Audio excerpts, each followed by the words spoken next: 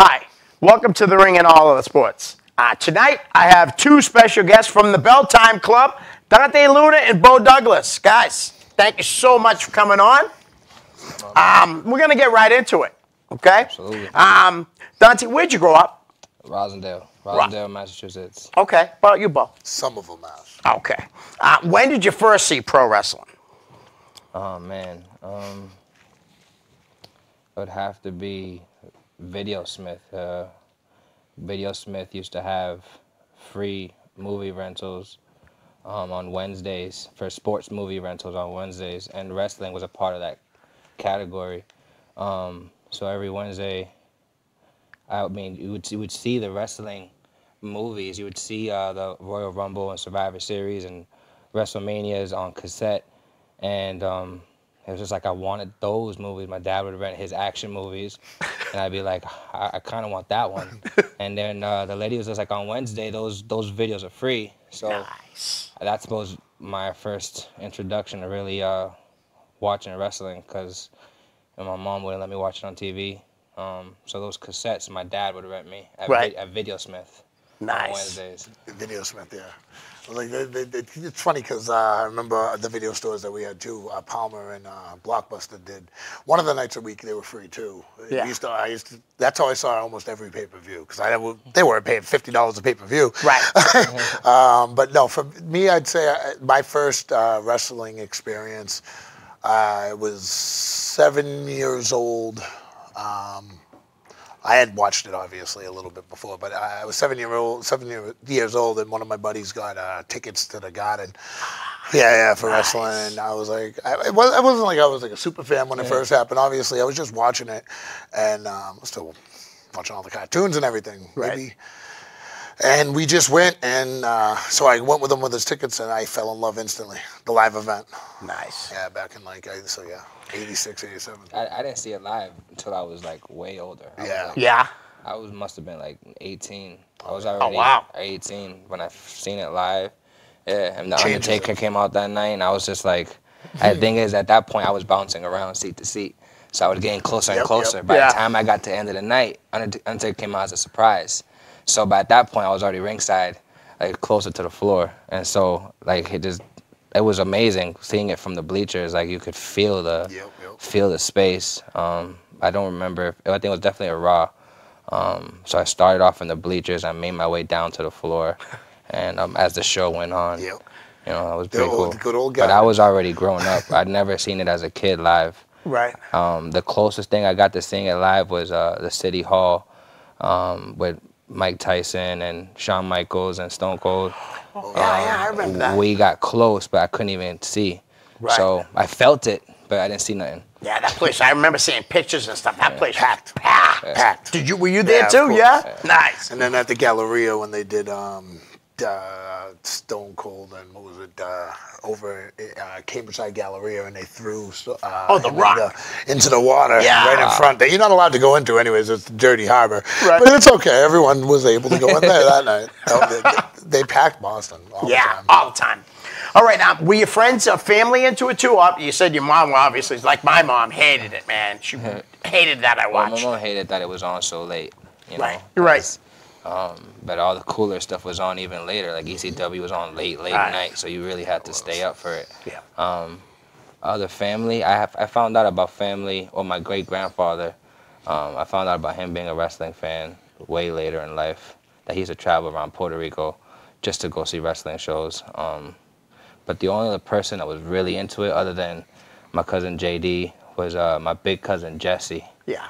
Jesse came from Puerto Rico, and you know, my grandfather helped. Well, his mother's my grandfather's sister, and they had just moved to Boston, and we was trying to find a way to connect. And you know, he had just come from Puerto Rico, and I mentioned I love wrestling, and he gave me the people's eyebrow.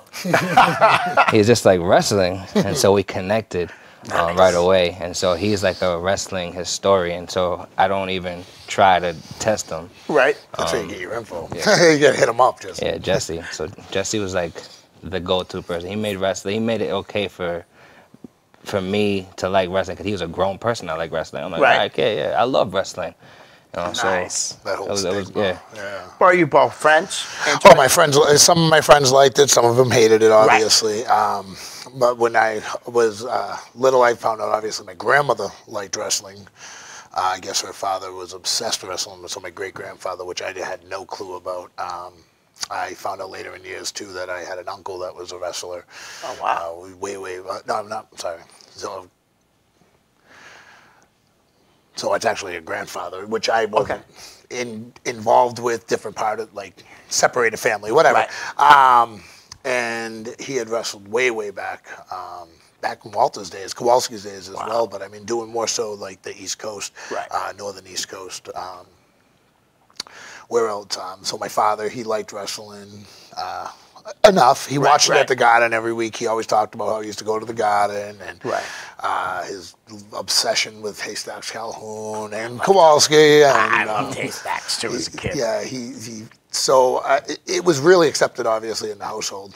So when I started liking it, they were like, okay, all right. Nice. See what you can do. Right. Well, the next question was, when did you go to your first show live? You said you were 18. Yeah, and you were 7. Wow. Very young. That's exactly when I started liking wrestling. I found it by myself, changing the channel when I was 7 years old. All right. This one's for you first. How did you get involved with the Bell Time Club, which was established in 2010, correct? Yep. Actually, February is the 10th anniversary. Jason Rumble was talking to me about it the other day, and I didn't even realize it was already that point. Yeah, that's the universe. And you and Jay started. So I was with Jay at the beginning of it. Jay Rumble, Sam Amato Makua. Okay, yeah. And Ken Kelly, the guy who runs the Superheroes of Wrestling show. Right, and he used to put the shows on at the Rec Center too, right? Yeah, I used to love those shows. They started it up fully. Okay. I had branched off after that. I had left a little while from just NWA, New England at the time, and right when it became VCW. But then I came back. Then they moved out of Everett, moved to Woburn. When they moved to Woburn, I became a little bit more involved again. And then as soon as they got to Wakefield, I completely dove right in, and Jay had me training all the classes fully. Nice.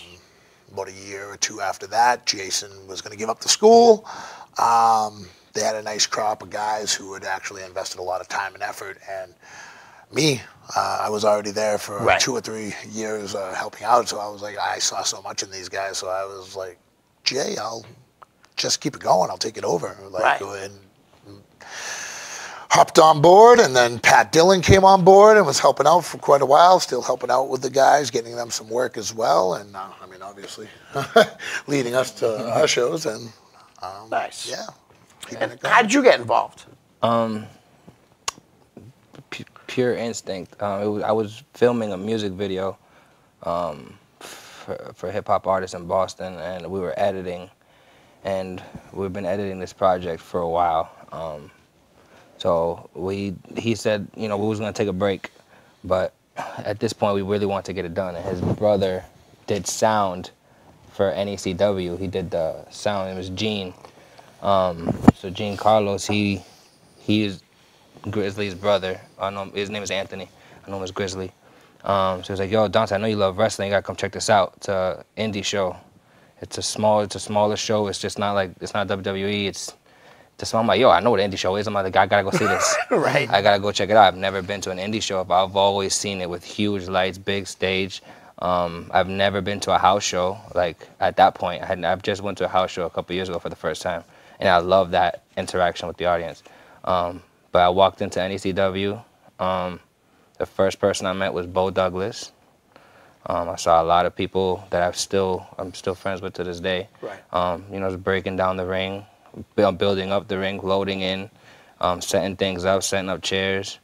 And at that point, it was just becoming familiar with the wrestling culture because it was just a shock thing to me because I've never seen that type of production put together.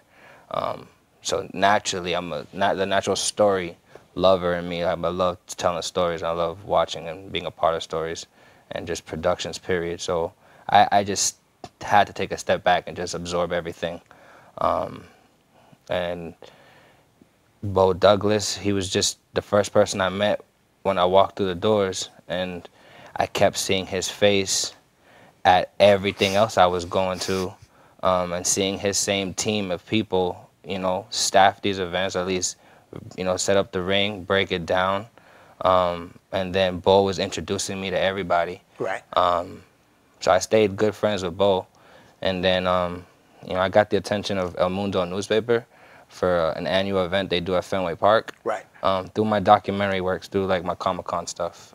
So they brought me in to spice up their event to see if I can help them bring some more entertainment. And my first instinct was to invite cosplayers. And over 100 showed up, and Bo was actually Jason Voorhees. Really? That year. Nice. So Bo came as Jason, Tim Lennox came as Michael Myers. Yeah. So those two were my horror characters. I love horror. So he was a part of that first idea. Right. And then, you know, El Mundo newspaper, Mundo Boston, you know, they were like, Dante, this was a really great idea. What else you have up your sleeve? Right. And I said, I want to do a wrestling show. Where I didn't hesitate. I didn't know how I was going to do it. I didn't know who I was going to call, how I was going to pull it off. Right. But I knew that a wrestling show concept could work here. And then when they said, let's do it, I'm like, all right, now I got to make phone calls. And the first person I called was Bo. Right. And I'm just like, is this possible? It's like, Dante, you got to repeat what you just said.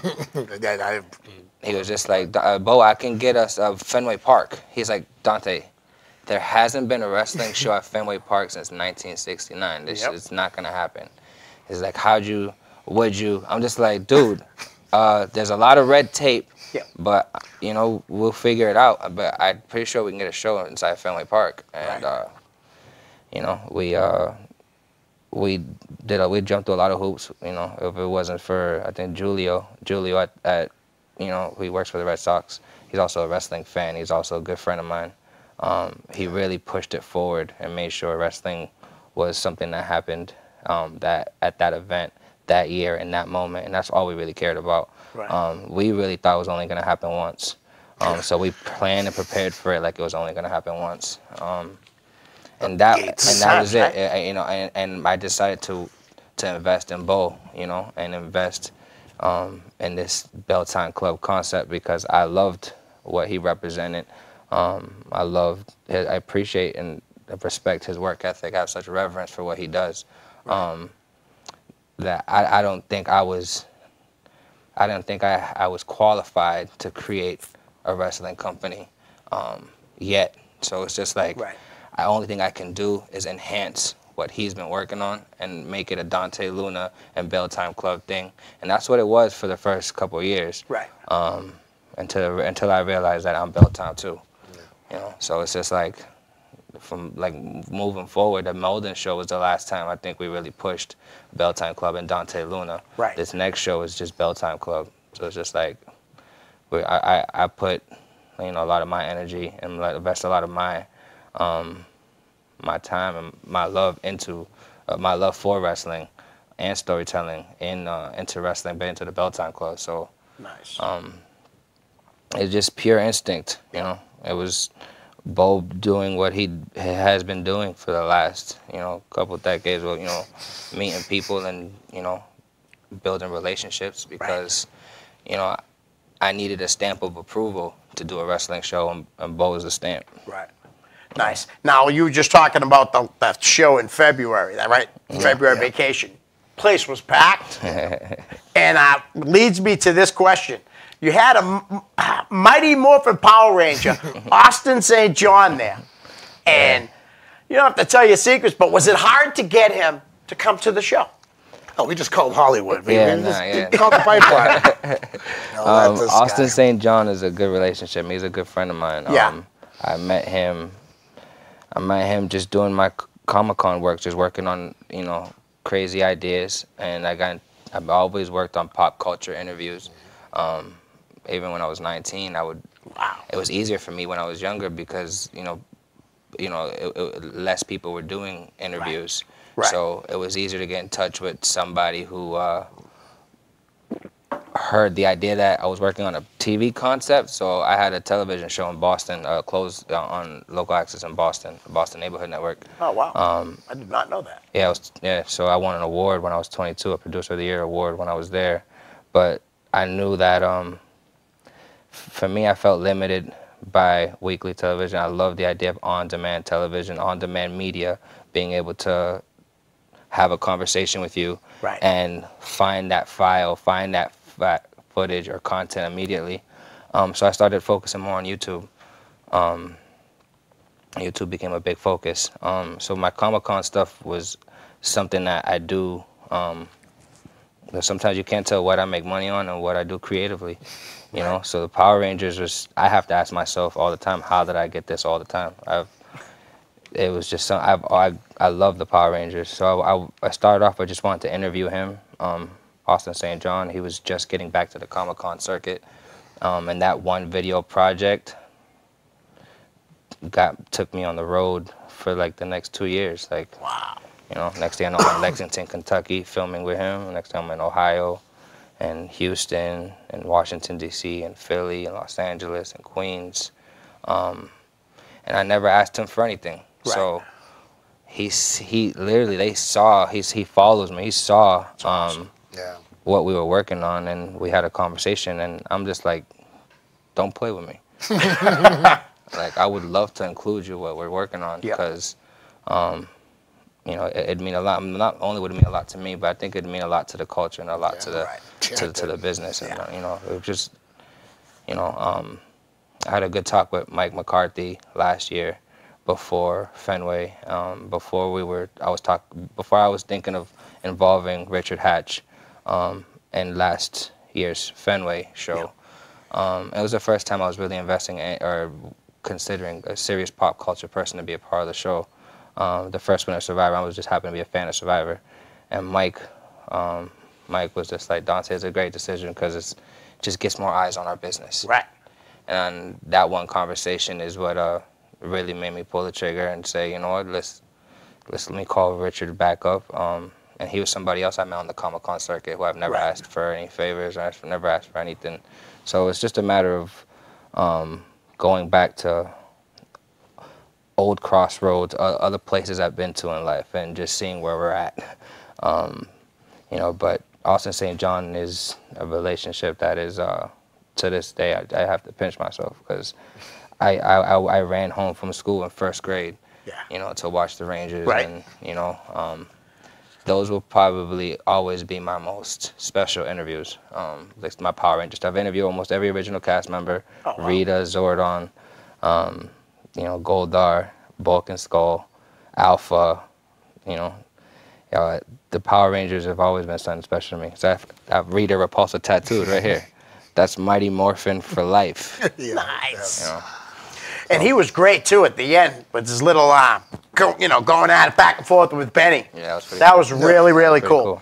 All right, so, well, at the Bell Time Club, boy, you're like the head trainer. Yes, I am. And you also have Benny. I have Benny. Yeah. Benny does a lot with the students. He does a lot. I mean, everyone comes through. I mean, we have Big Bear there helping out all the time. Right. I mean, I think I told you before, like, I like to treat the school, obviously we have the format, we like to teach the old ways, we like to teach the traditional ways, but there's so many different aspects of wrestling now that after your foundation's built, that you have to expand on it, and that's something that Benny is really good at. Yeah.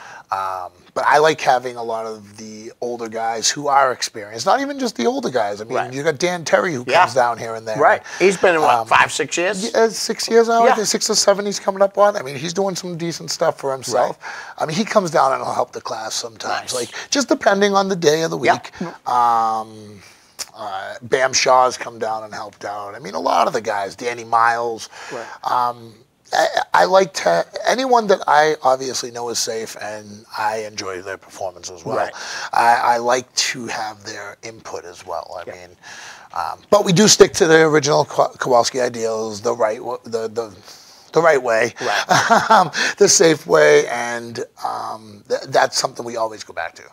Nice. And now is Paul Richard involved down there too with you? Paul Richard retired from wrestling. Yeah, okay, as you may have completely heard. retired, yeah. Yeah, Okay. he pops in, he talks to the guys, helps the guys out a little bit, but he completely has distanced himself a bit from wrestling. But I talk to him weekly still. Right, so right. I mean, Great guy. Great guy. All right, so on Wednesday, now Tuesday, tomorrow night, you have the Laced Experience with Smalls from the Sandlot. You want to let these guys know exactly what's going on So tomorrow night? Smalls actually gets into Boston a few hours from now. yeah.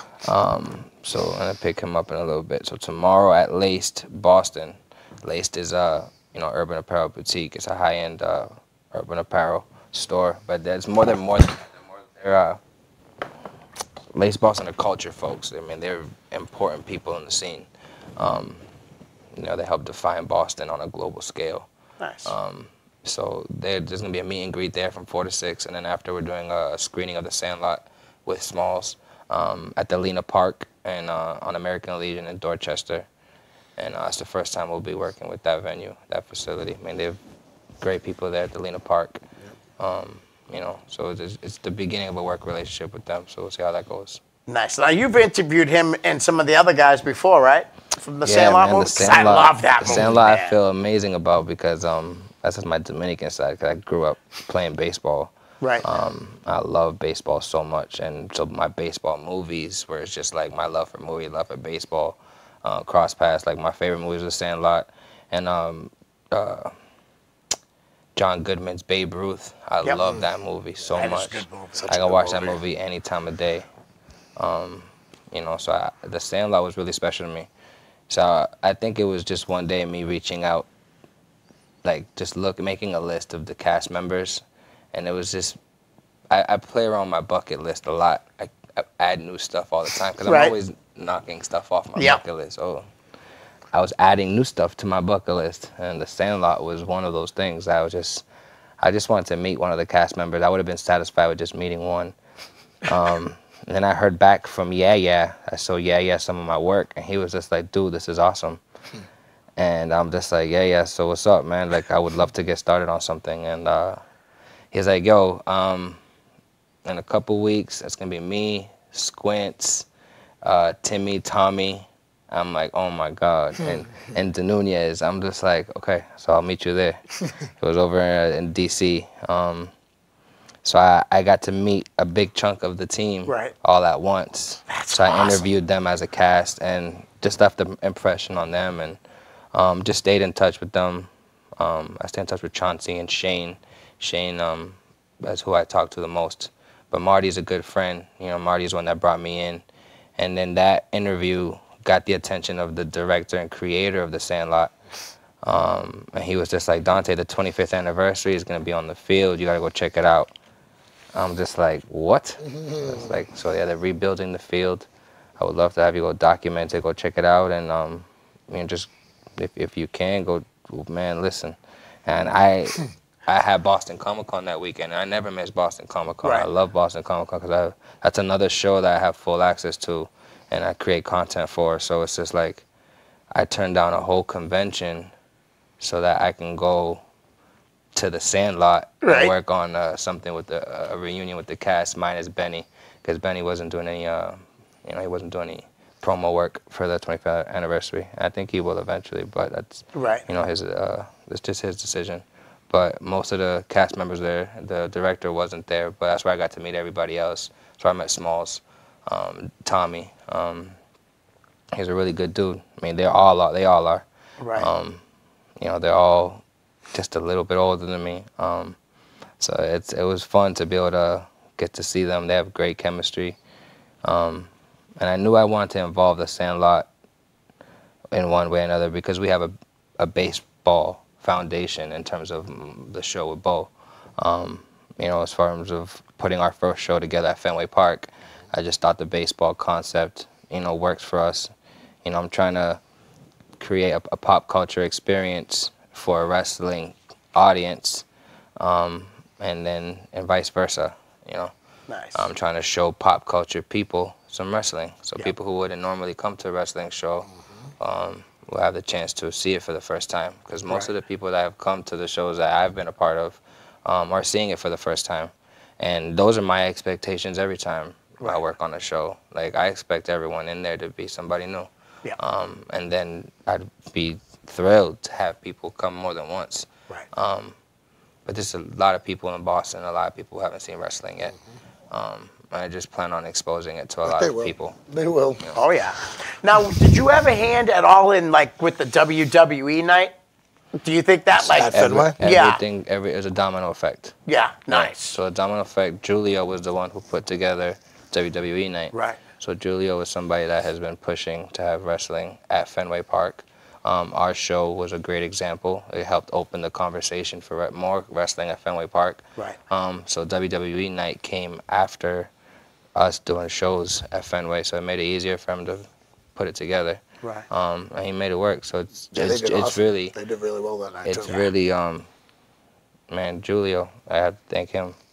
You know, so that's his baby. Right. WWE night was his baby. That's his. So I mean, what he wanted to do. everyone at Fenway, honestly, they're a great crew. I mean, Beth, you got Beth, you got Julio, you got Lewis.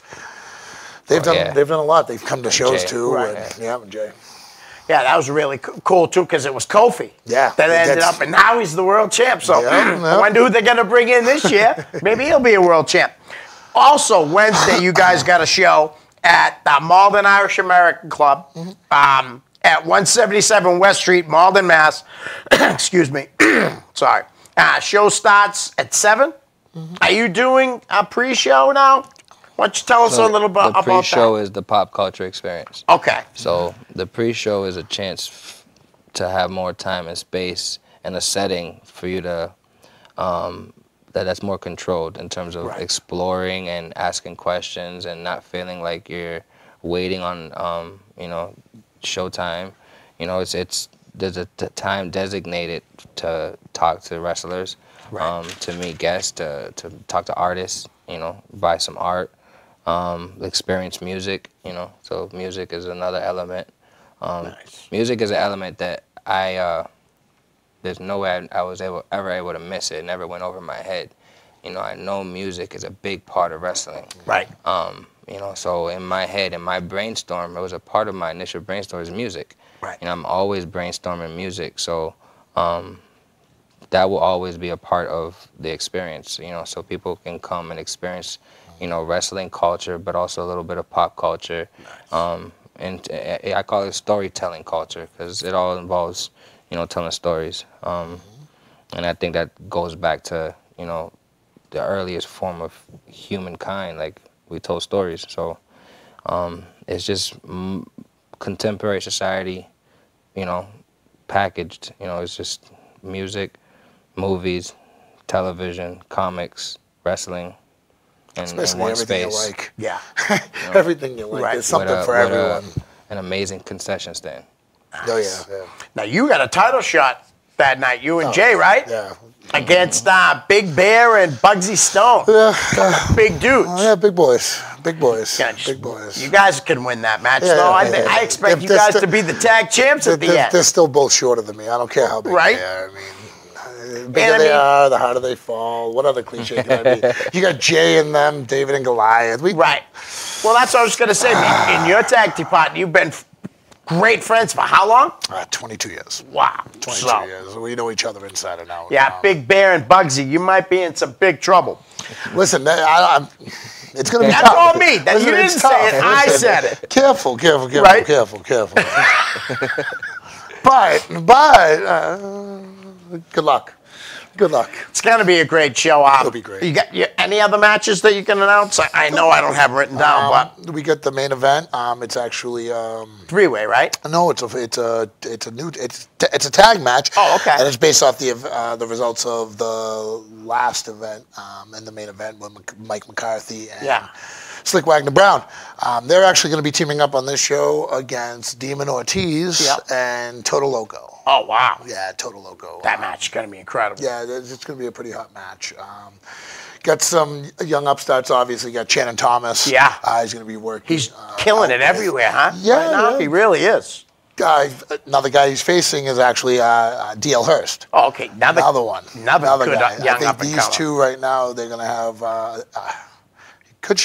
I think that match could steal the show. Oh, absolutely. I think the match could steal the show. Absolutely. I mean, we have another Test of Strength, that's Slick Wagner Brown's company. Yep.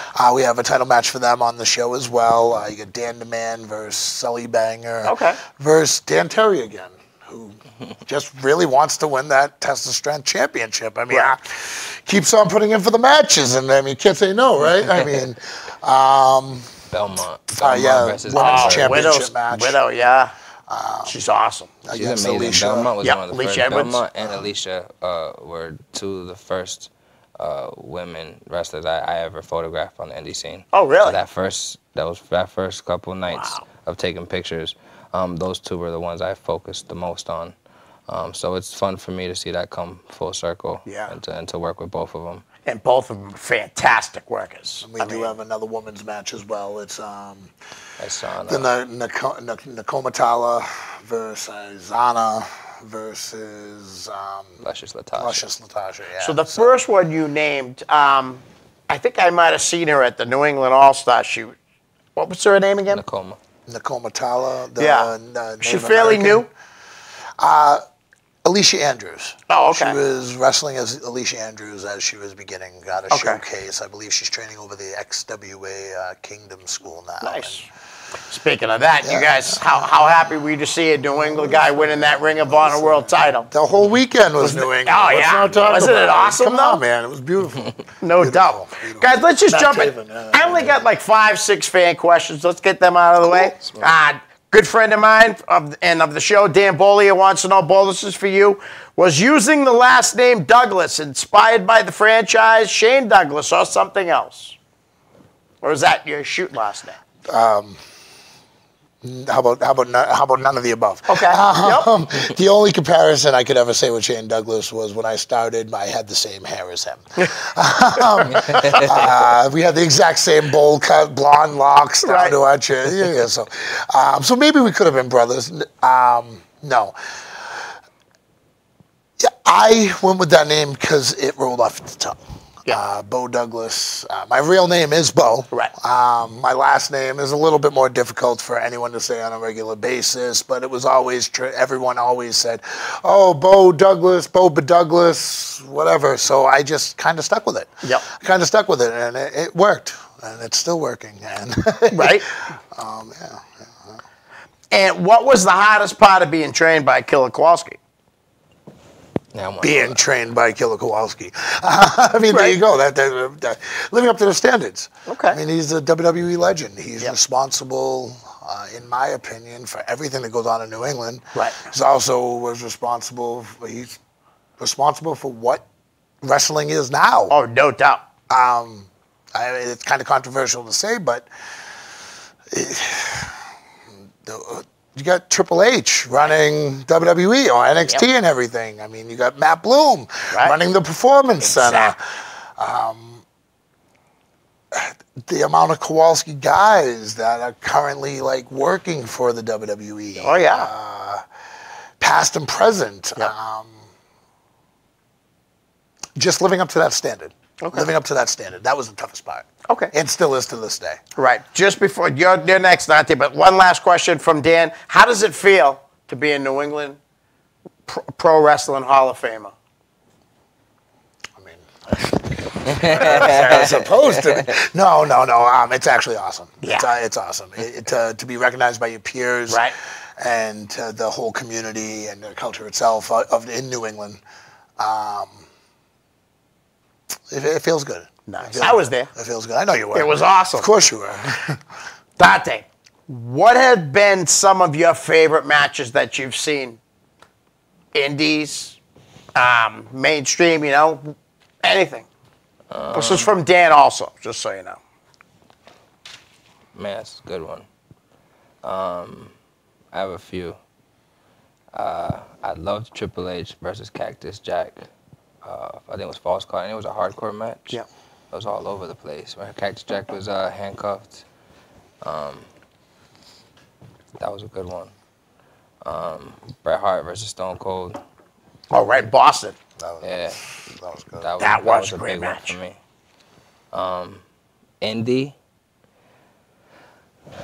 the most memorable indie match I've ever experienced is Jason Rumble versus Mike McCarthy. It was a hardcore match.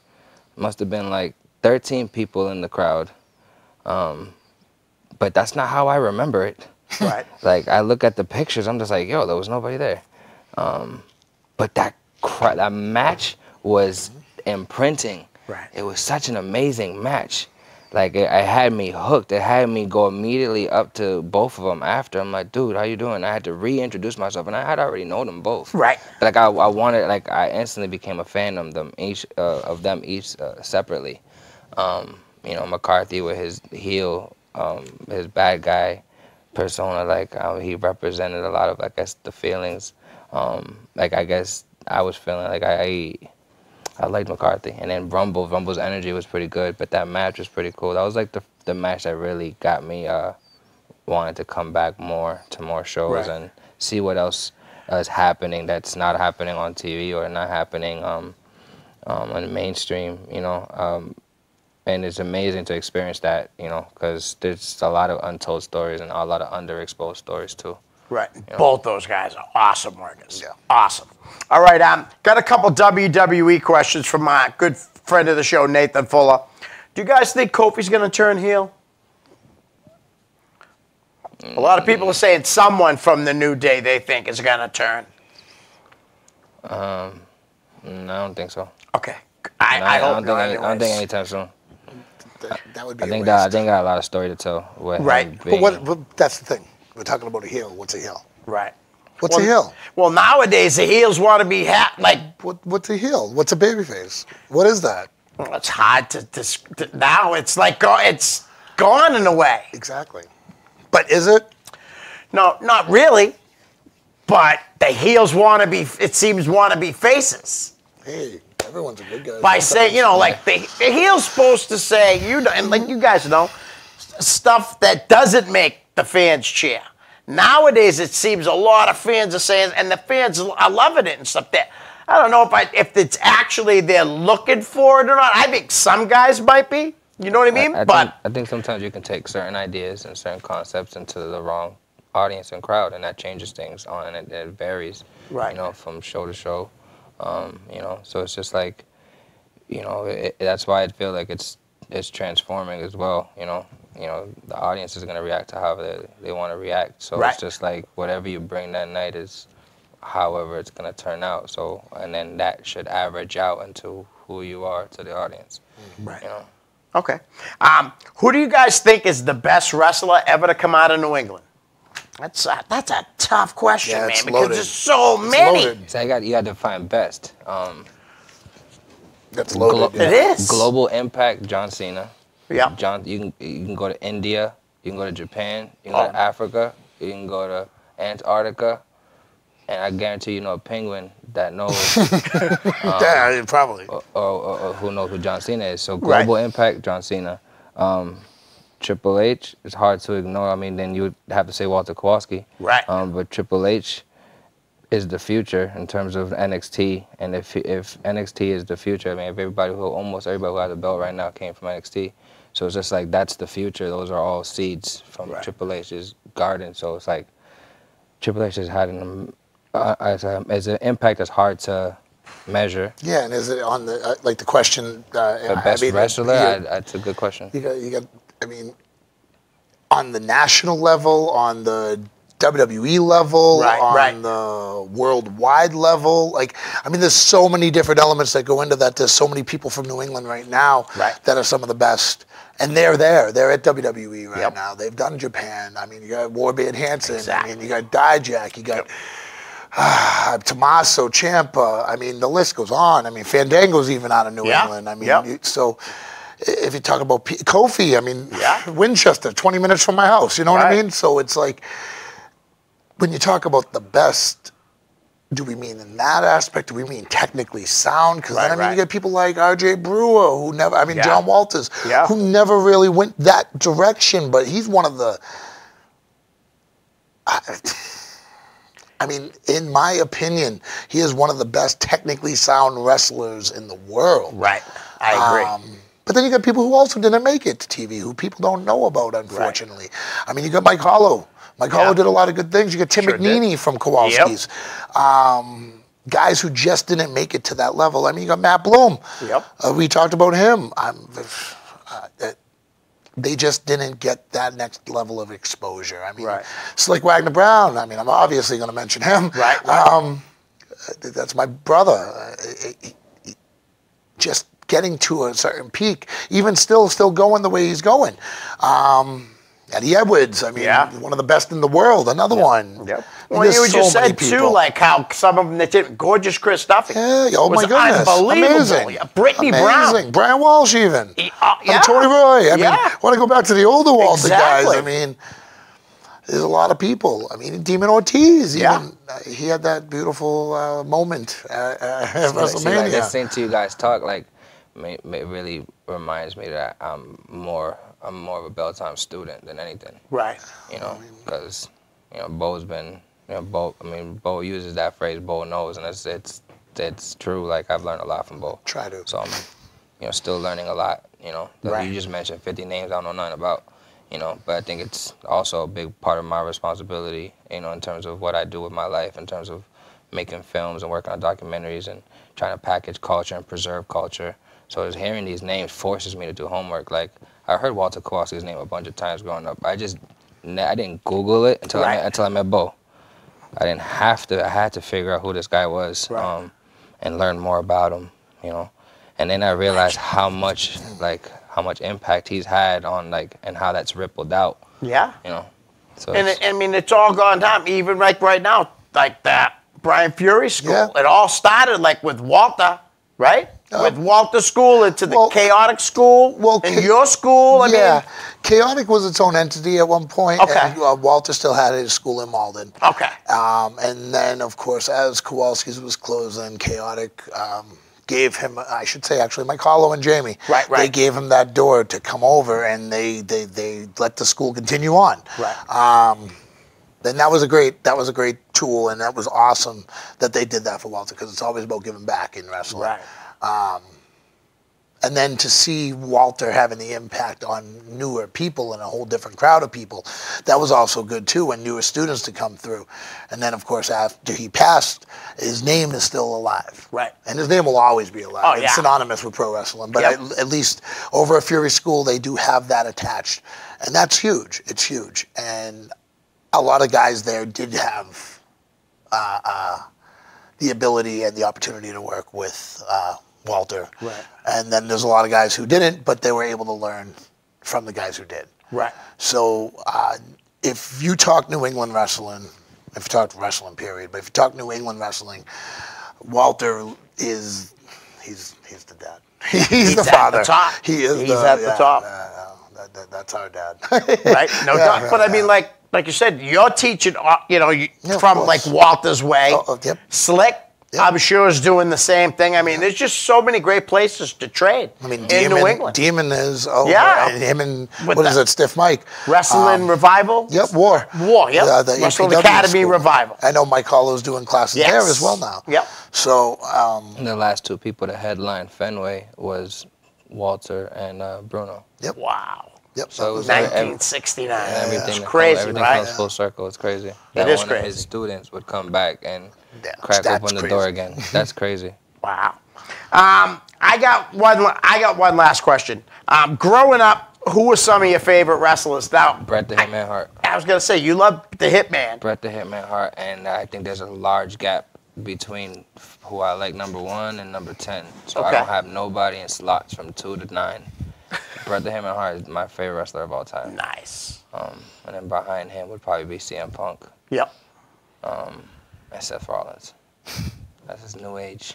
I never thought I'd ever like anyone past Bret Hart. And I love that short wave of Hart Foundation with Davey Boy and Pillman and that was a great group. Like that group right there was what defined wrestling for me. As a kid, I wasn't even Canadian, but I wanted a Canadian flag so bad, bro. Like I wanted to have one in my room, and you know, I don't care what my mom said. I was like, I was gonna have a Canadian flag in my room, because of Bret the Hitman Hart. I wanted the hair, I wanted the glasses, you know. So Bret was part of the reason I worked on my first video. Like as a kid, it was a slideshow. I went and I rented WrestleMania 12 because the first WrestleMania I had watched live was 13. We had seen it on the black box. My uncle had it. He was just like, "You guys finally want to see wrestling?" And I was like, "Yeah." And it was it was that Stone Cold versus Bret Hart match. But I found the WrestleMania before. I found the Iron Man match, and I was so stoked about it. Is that the one with Shawn? Shawn. Yeah, that match was good. So I found that Mania and I put it in, and I was so excited to watch it. I have no idea who won it at this point. And we're already going into WrestleMania 14. I was so excited to experience WrestleMania 12. And I'm like, did not blink the whole match. And then when Bret lost that match, it was the most heartbreaking thing in the world to me. It hurt me so bad. Like I looked at Bret lose his belt, and I was just like, I didn't care about Shawn's celebration. Yeah. I was so heartbroken. So what I did, I grabbed my wrestling toys, and I grabbed my camera. My AOL 2.0 was out.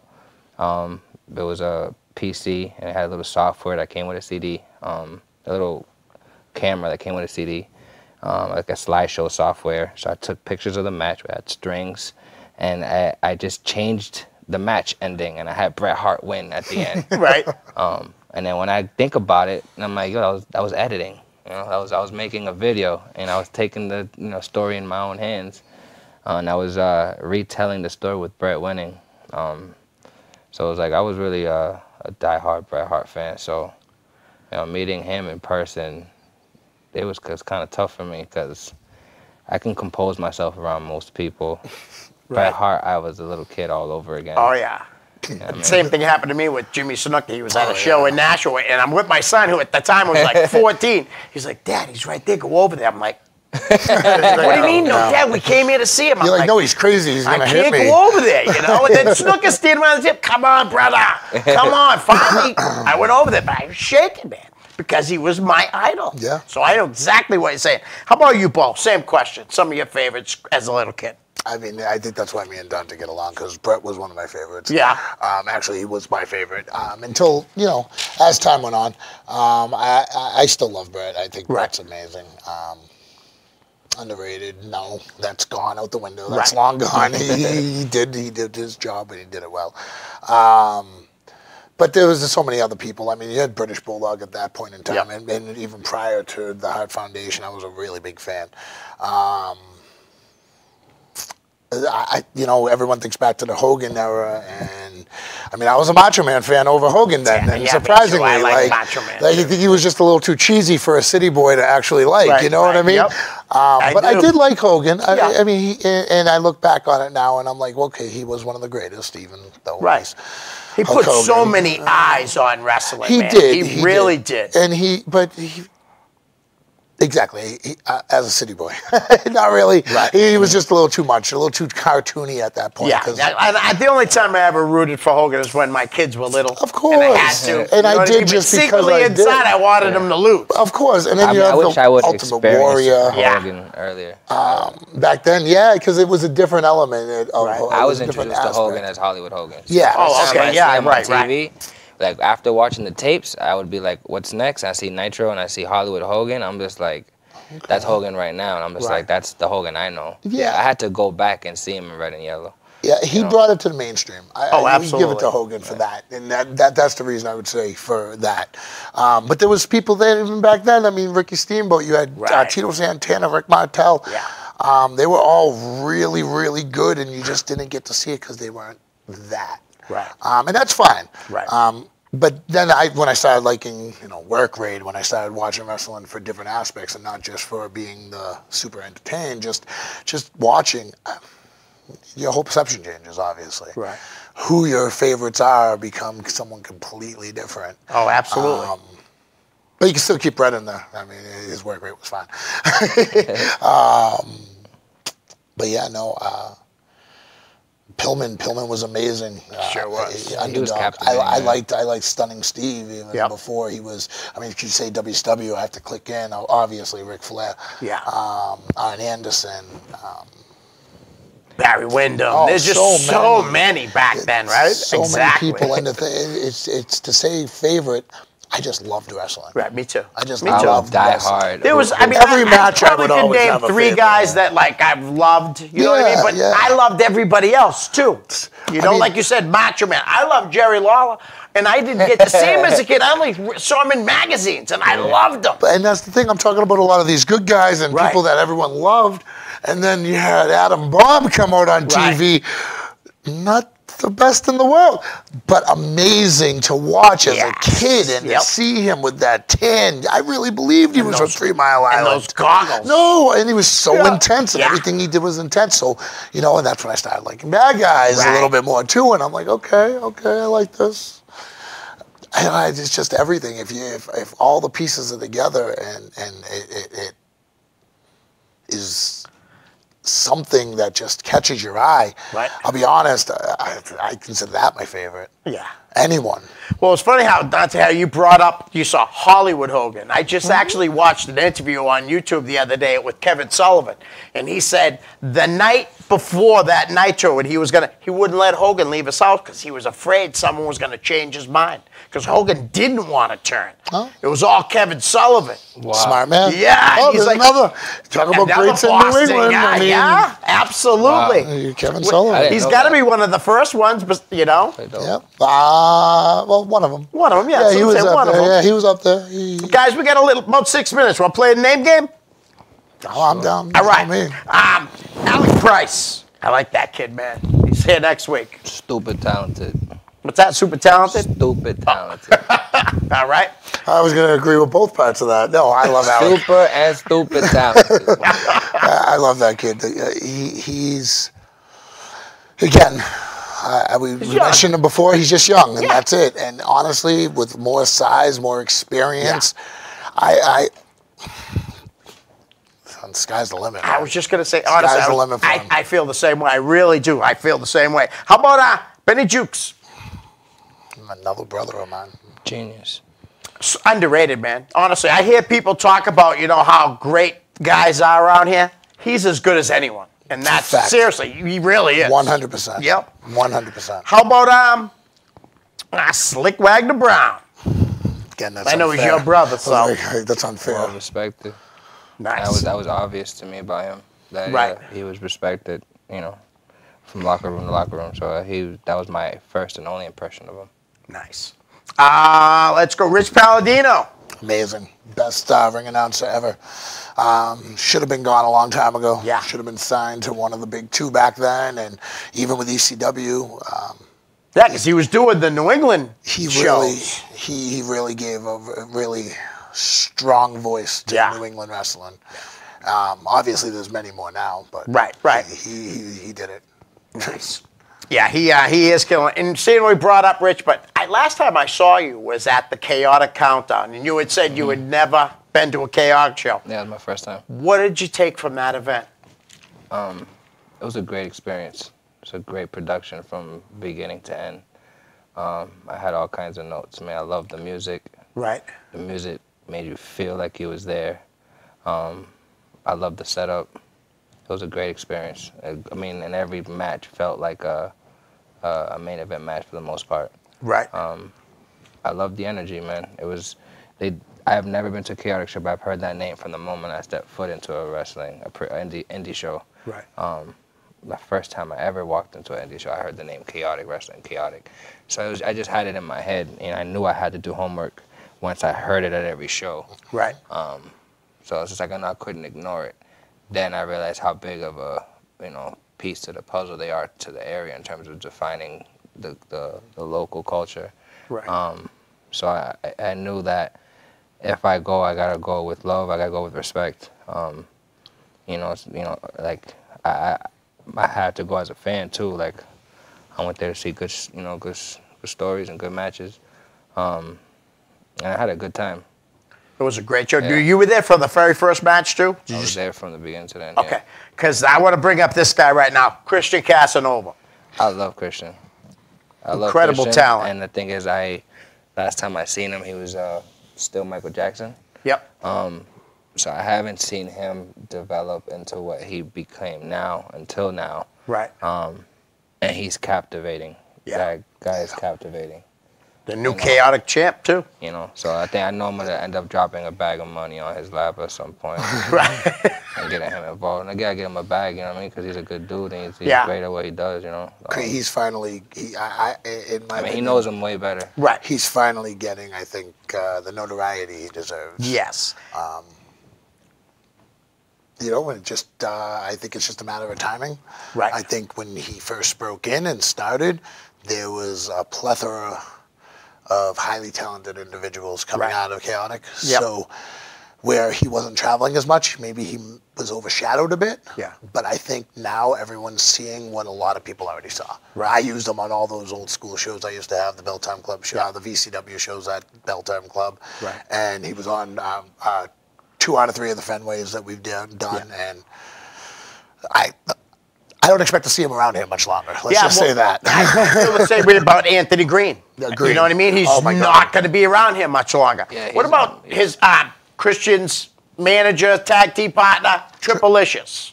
I love Trip. I've known Trip. That's what did the moonsault, right? Yep.